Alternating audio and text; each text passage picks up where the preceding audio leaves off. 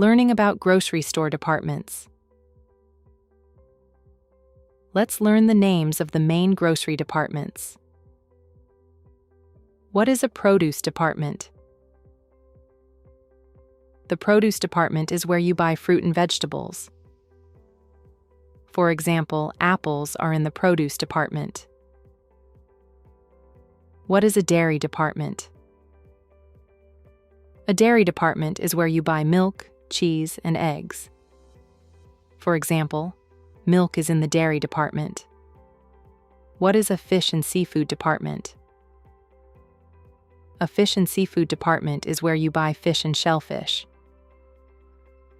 For example, salmon is in the fish and seafood department. What is a meat department?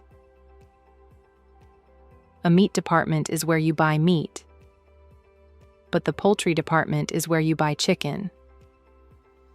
What is a bakery department? The bakery department is where you buy baked products made from flour. For example, bread is in the bakery department. What are the central aisles? Central aisles are in the middle of the store. Central aisles are where you buy prepared food. For example, flowers are in the central aisles.